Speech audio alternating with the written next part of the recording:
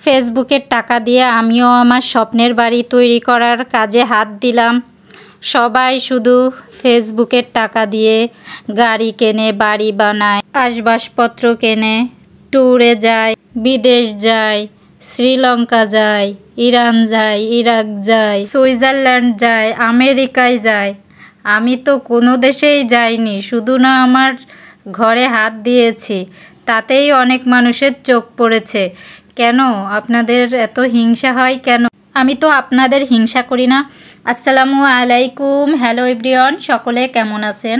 আলহামদুলিল্লাহ, আমিও ভালো আছি। নতুন আর একটা ভিডিও নিয়ে আবারও আপনাদের মাঝে হাজির হলাম। সকলে কেমন আছেন আর আমার ভিডিওটা কে কোথা থেকে দেখতেছেন প্লিজ জানাবেন। ঘরের কাজে হাত দেওয়া চারটিখানি কথা না। আপনার যত টাকা আছে তত সুন্দর আপনার বাড়ি আছে, কিন্তু আমাদের টাকা নেই, সুন্দর বাড়ি নেই। আল্লাহ আমাদের যেইটুক করতে দিয়েছে সেইটুকুই করতেছি, একটু করে পরিশ্রমের ফসল আমাদের। যারা ভাবতেছেন আমি ফেসবুক থেকে টাকা ইনকাম করতেছি, এটা একটা ভুল ধারণা। কারণ আমি এখনও কোনো সেটআপ পাইনি, যার কারণে টাকা তো দূরে থাক, সেটআপও বাড়ির আশেপাশে আসছে না। কেউ আবার ভুল ভাববেন না যে আমাদের ভুয়া খবর দিয়েছে।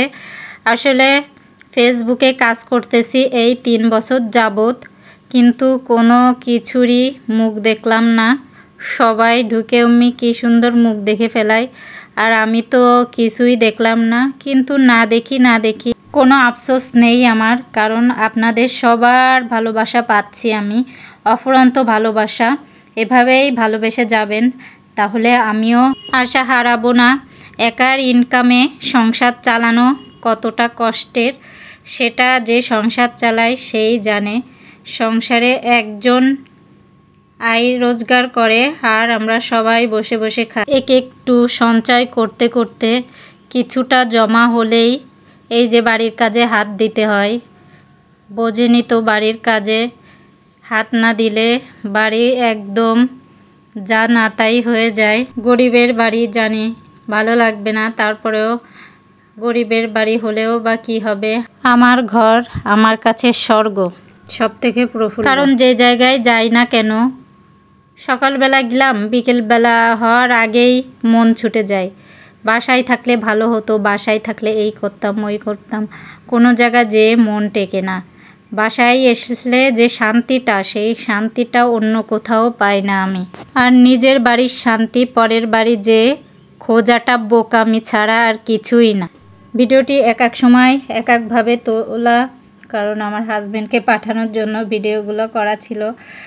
ছাড়বো সেই আশায় করিনি ভিডিওগুলো, জানি ভালো হয়নি, তারপরেও শেয়ার করলাম আপনাদের সাথে।